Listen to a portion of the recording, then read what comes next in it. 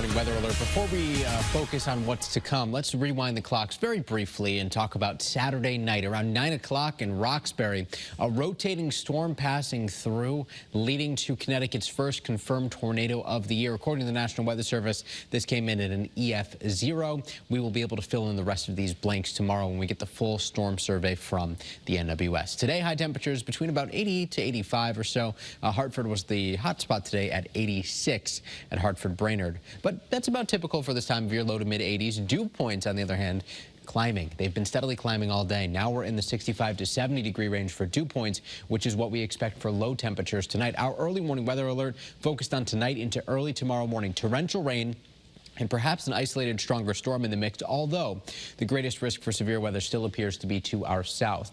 This will renew the flood risk locally. Poor drainage flooding possible, flash flooding possible. Impacts are likely to the morning commute given the timing of all this. Early morning pinpoint Doppler right now showing the showers building in. Some of the heaviest right now are to our west still. But we have some lighter showers moving through, some steadier rain, especially in the western part of the state. It's these showers and storms that are taking shape across central Pennsylvania that will begin to sort of become a bit more organized as they move to the east. It eventually will allow for a heavier rain band to develop. Here's 3 o'clock in early morning futurecast.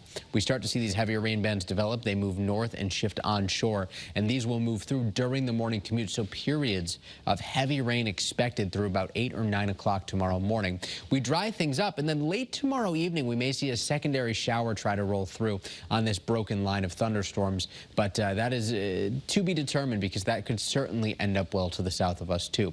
So as far as storm impacts go tomorrow, the biggest will be flooding, some lightning, and again, maybe a stronger storm somewhere near the shoreline that brings some damaging wind, and somebody in the region could see a brief spin-up tornado.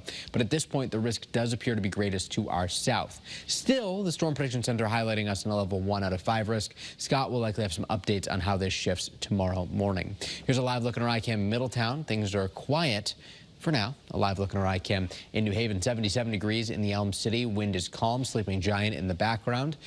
Quiet conditions persist until about, say, 3 or 4 hours from now when we start to see that heavier rain build in.